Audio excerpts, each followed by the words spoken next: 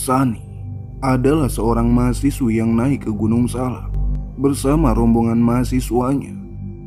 Dia diklaim menghilang saat perjalanan turun dari puncak setelah izin buang air kecil. Tim SAR, warga, keluarga maupun pihak kepolisian ikut mencari, namun tak ada titik terang. Yang ada hanya tetesan darah di sekitar ia izin untuk pipis. Darah itu diklaim darah haidnya Sani karena teman pendakiannya menegurnya kalau plastik bungkus pembalutnya bocor saat Sani ingin pipis. "San, itu darah haidmu," tegur teman mahasiswi saat mau pipis di pinggir jalur pohon besar. "Oh iya, kantong plastiknya kayaknya bocor deh." Teman Sani yang juga pipis pun kembali duluan ke rombongannya, dan Sani yang terakhir karena harus membuka tas untuk mencari kantong plastik untuk bungkus pembalutnya. Tapi Sani tak pernah kembali. Hanya sepersekian detik hal di luar nalar itu terjadi. Sani menghilang bak ditelan bumi.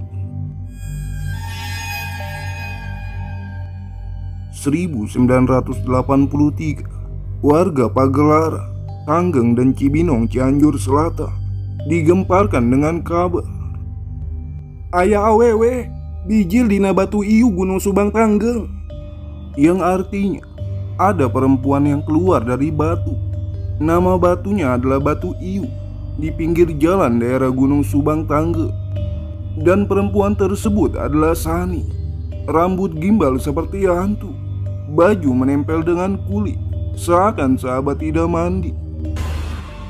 Sedikit penjelasan jarak Gunung Subang Tanggeng dan Gunung Salak ini adalah ratusan kilometer jaraknya. Dan seperti apakah kisah selengkapnya? Silakan menikmati alur ceritanya. Tapi seperti biasa, sebelum kita masuk ke ceritanya, jangan lupa like, comment, and share video ini.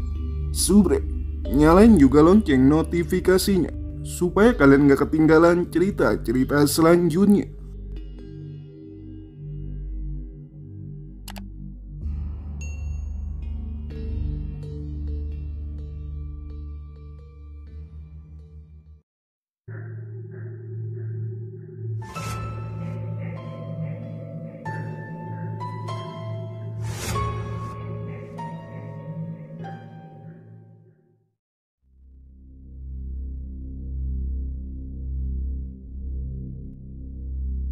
Sani adalah seorang mahasiswi di salah satu universitas di Jakarta. Kegiatan Sani di saat libur kuliah adalah mendaki gunung bersama teman-teman mahasiswanya. Kebetulan di suatu bulan di tahun itu, kuliah libur cukup panjang. Sani bersama teman-temannya memutuskan untuk mendaki ke Gunung Salak. Sedikit penjelasan pendakian kali ini terjadi di tahun 1979. Sementara gunung yang didaki adalah Gunung Salak. Kurang lebih 10 orang yang mengikuti pendakian ini. Kamis pagi semua sudah berkumpul. Persiapan dan perlengkapan juga sudah lengkap. Rombongan berangkat dari Jakarta. Saya akan men-skip perjalanan dari Jakarta hingga sampai puncak gunung karena tak ada kejadian yang aneh. Semua berjalan lancar. Semua rombongan riang gembira menikmati perjalanan ini. Rombongan menginap 2 malam di atas puncak. Dan Sabtu pagi semua rombongan memutuskan untuk turun. Setelah semua di-packing kembali, rombongan pun turun. Namun di saat mau turun, Sani tiba-tiba alang. "Saya datang bulan, turunnya santai aja ya," pinta Sani kepada rombongan sebelum turun gunung. "Loh, bukannya kamu bilang minggu kemarin sudah beres haidnya?" ucap Nia. "Kecapean kali," jawab rombongan lainnya. "Tapi kamu bawa pembalut kan?" "Iya bawa." Setelah obrolan sesaat, rombongan pun turun dengan hati riang gembira. "Istirahat, kebelet pipis nih," ucap salah satu rombongan perempuan. "Iya sama, aku juga pengen pipis," saut Sani.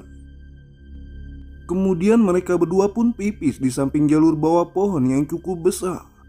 Tapi di saat Sani mau pipis, "San, bocor," ucap Nia, karena Nia melihat ada bercak darah di celananya Sani. "Enggak ah, itu ada darah juga yang netes di daun dan tanah loh. Yang bocor bungkus pembalut," jawab Sani setelah melihat belakang ranselnya. "Lu jangan jorok dong." Setelah obrolan selesai, Nia kembali ke rombongannya dan Sani yang terakhir, karena harus membuka ransel untuk mengganti bungkus pembalutnya yang bocor. Dan hanya sepersekian detik, Sani tiba-tiba menghilang dan tidak pernah kembali. Padahal jarak ia pipis hanya beberapa meter saja dari rombongan. Suasana yang tadinya begitu riang gembira seketika berubah menjadi gundah, karena setelah dicek ke tempat Sani pipis, Sani sudah tak ada. Rombongan pun berusaha mencari sekeliling tempat di sekitar Sani pipis tadi, namun juga tak ada hasilnya. "Kamu yakin tadi Sani pipis di sini?" tanya salah satu rombongan kepada Nia. "Iya, tadi Sani dengan saya pipis di sini. Saya tegur karena bungkus pembalutnya bocor. Itu lihat, ada bercak darah di tanah dan daun." Kemudian diputuskanlah sebagian rombongan untuk turun, meminta bantuan warga, tim SAR, pihak kepolisian dan keluarganya Sani.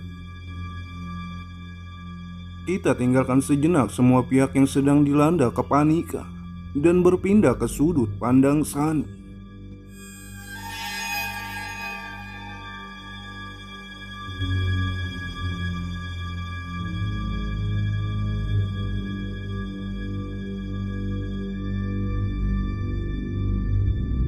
Setelah bungkus pembalut yang bocor diganti dengan yang baru, Sani kembali ke tempat di mana rombongannya sudah menunggu.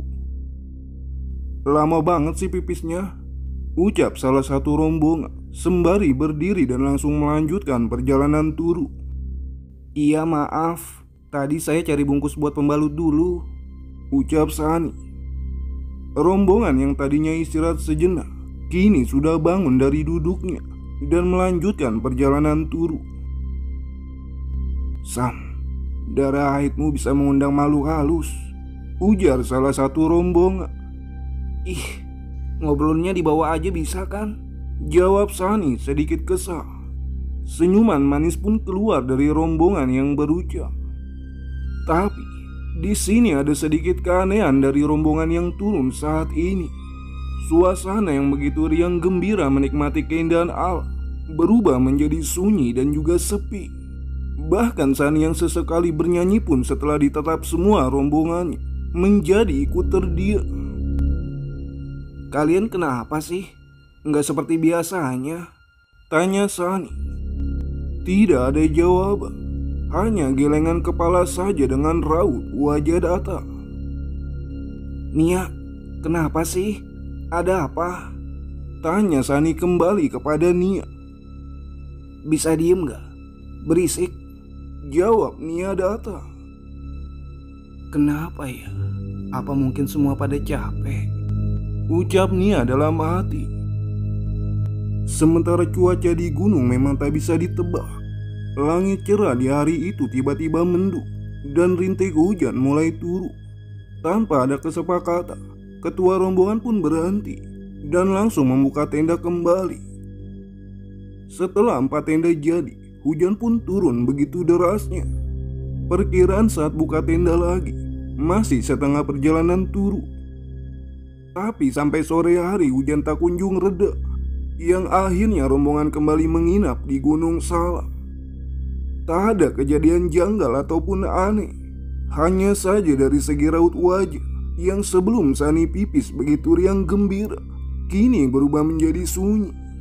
Bahkan sahabat dekatnya pun, Nia, menjadi sangat pendiam.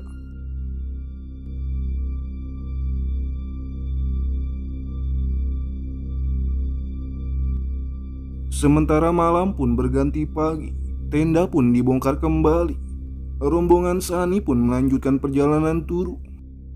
Dan akhirnya, rombongan sampai di kaki Gunung Salak. Perkebunan dan rumah penduduk sudah terlihat. Namun ketua rombongan memilih jalur turun yang berbeda saat sudah mau sampai di perkampungan. Bukannya jalur tempat kita menyimpan kendaraan lewat sini? Tanya Sani. Jalur sini juga lebih cepat, jawab ketua rombongan. Takut amat, tuh rumah penduduk sudah terlihat, jawab salah satu rombongan. Ngomongnya biasa aja dong.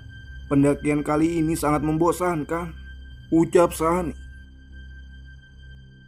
Singkatnya sampailah semua rombongan di bawah, dan tempat di mana mereka turun adalah jalan raya. San, itu ada penjual tape, kamu beli gih, ucap ketua rombongan. Kenapa harus saya? Males ah. Nurut aja, bisa kan? Apa nggak punya uang? Jawab ketua rombongan. Dan akhirnya dengan terpaksa, Sani pun turun ke jalan raya untuk membeli tape. Mang, sini beli tapenya, pinta Sani yang mencegat si Amang tape. Anehnya bukannya senang ada yang beli, si Amang tape malah mundur perlahan dan hendak berlari. Mang, beli tapenya, jangan pergi. Saya dan rombongan mau beli, ucap Sani sembari menunjuk ke arah rombongannya. Tapi di saat Sani menunjuk ke tempat di mana rombongannya berada, mereka sudah tak ada. Dan di saat itu pula, Sani melihat fisiknya sendiri dari bayangan kaca etalase gerobak tape. Rambutnya menjadi sangat gimbal, baju begitu kusut, dan banyak juga yang sudah robek. Badannya tercium sangat bau, seakan sudah lama tak mandi. Astagfirullah, saya kenapa? Teriak Sani yang terduduk sembari menangis sesegukan. Si Amang penjual tape yang tadinya hendak berlari karena sangat takut melihat fisik Sani seakan hantu yang menampakkan dirinya. Rambut gimbal, wajah kusam gelap, pakaian compang-camping. Terlebih lagi karena Sani keluar dari dalam batu. Rasa takut pun berubah menjadi penasaran dan kasihan melihat tingkah dan tangisan Sani. Dan setelah mengumpulkan keberanian, gerobak tape ia simpan di pinggir jalan, kemudian mendekati Sani dengan perlahan. Mang, saya kenapa, Mang? Padahal tadi sebelum mau beli tape saya tidak apa-apa. Dan kemana rombongan saya? Mengapa mereka meninggalkan saya? Ucap Sani kepada si Amang penjual tape. Emang si Neng dari mana dan mau kemana? Tanya penjual tape. Saya itu habis naik Gunung Salak Bogor, Mang. Astagfirullahaladzim. Sudah ikut bapak ke rumah ya? Ajak si Amang penjual tape.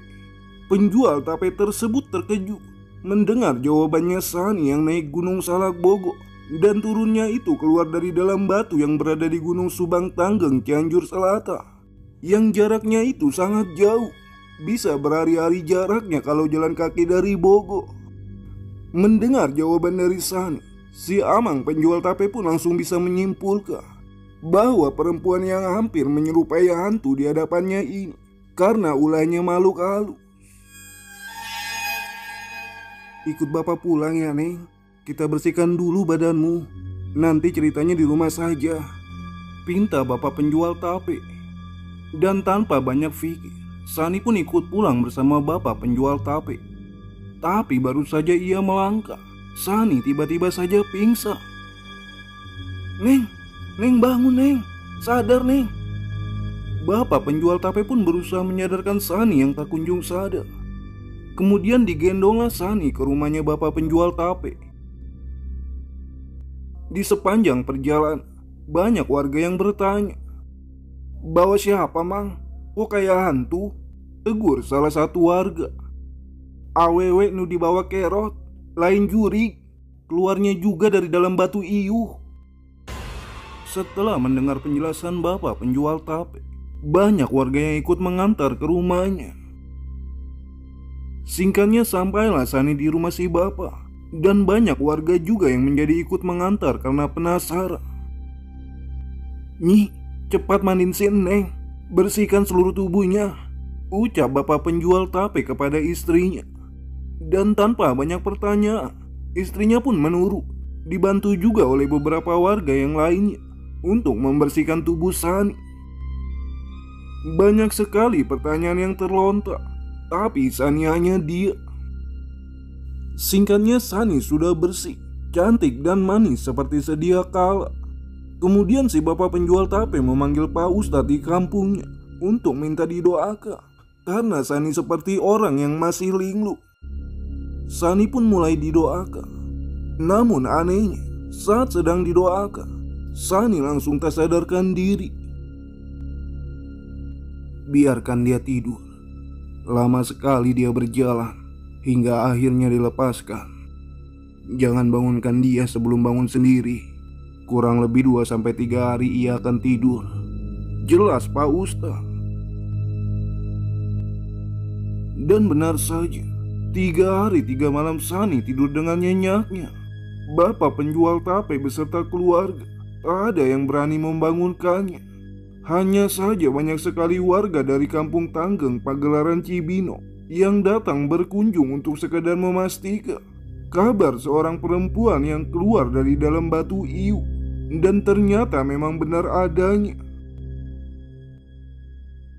Kemudian setelah merasa sehat kembali, Sani meminta untuk pulang. "Saya mau pulang ya Pak, sudah kangen rumah, rindu orang tua," pinta Sani kepada bapak penjual tape.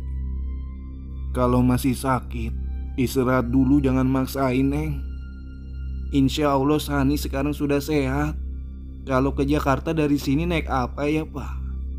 Lebih baik Bapak anterin pulang aja ya, takut kenapa-napa di jalan lagi." "Iya Neng, sama Bapak aja dianterin pulangnya. Nanti gak sampai-sampai lagi seperti kejadian kemarin. Ngeri ibu mah denger ceritanya juga. Neng turun Gunung Salak cuma 2 hari loh kemarin. Nyatanya sampai bertahun-tahun," ucap istri si bapak yang ikut nimbrung setelah mengetahui semua ceritanya sedari awal hingga akhir. "Iya Bu, terima kasih. Tapi Sani takut ngerepotin." "Si bapak mah gak bakal keberatan Neng." "Iya Neng, kalau memang Neng sudah sehat mah, hayu Bapak antar pulang sampai rumah." Singkatnya, Sani pun diantar pulang oleh si bapak ke Jakarta naik kendaraan umum, hingga sampai akhirnya tiba di Jakarta dan sampai di rumahnya Sani. Dan betapa terkejutnya si bapak melihat rumahnya Sani yang begitu mewah dan juga megah. "Neng, benar ini rumah Neng? Nggak salah kan?" tanya bapak ragu, seakan tak percaya melihat rumah yang sangat mewah di hadapannya, berbanding terbalik dengan rumahnya si bapak yang hanya beralaskan tanah dan dinding dari anyaman bambu. "Bener kok Pak, ini rumah Sani. Mari masuk," ucap Sani sembari mengajak bapak masuk ke dalam. "Pak, Mah, Sani pulang," teriak Sani di depan pintu yang langsung masuk ke dalam rumah. Semua orang rumah pun terkejut mendengar suara yang telah lama hilang. Sani peluk dan cium ibu. Tangis bahagia pun keluar dari matanya. Betapa bahagianya ayah dan ibu Sani saat melihat orang yang ia sayangi kembali pulang. "Kamu kemana aja nak? Mama kangen." "Sani juga kangen Mah." Singkatnya, setelah puas melepas kerinduan, diceritakanlah semua kejadian sedari awal hingga akhir. Tangis haru kembali keluar dari mata ayah dan ibu Sani ketika mendengarkan cerita Sani. Mereka juga sangat berterima kasih kepada bapak penjual tape yang telah menemukan, mengurus, serta mengantarkan Sani sampai pulang. Singkatnya, setelah beristirahat semalam di rumah Sani, bapak penjual tape pun pamit pulang. Dan seakan ingin berterima kasih atas semua jasanya, Sani dan keluarganya pun mengantarkan beliau pulang. Hingga akhirnya sampai kembali di rumah bapak penjual tape. Sang ayah dan ibu Sani yang melihat keadaan rumah bapak penjual tape merasa tersentuh. Kemudian mereka merencanakan untuk membangunkan rumah yang cukup layak sebagai tanda rasa terima kasihnya telah membantu Sani pulang. Mereka pun hidup bahagia sampai saat ini. Sunny terus menangis saat menceritakan kejadian ini. Kejadian yang tak bisa dilupakan seumur hidupnya. Kejadian di luar nalar. 2 hari berjalan turun bersama rombongan goibnya. Ternyata ia sudah melewati waktu yang sangat panjang di dunia nyata. 5 tahun sudah Sunny berjalan di dimensi goib Gunung Salak. Pelajaran yang bisa kita petik dari cerita ini: usahakan sebaik mungkin untuk menutup rapat-rapat bekas pembalut, karena darah dari seseorang yang sedang mengalami haid bisa mengundang mereka, para makhluk tak kasat mata. Sekian cerita dari Sunny. Saya pamit. Sampai jumpa di cerita-cerita selanjutnya. Wassalamualaikum warahmatullahi wabarakatuh.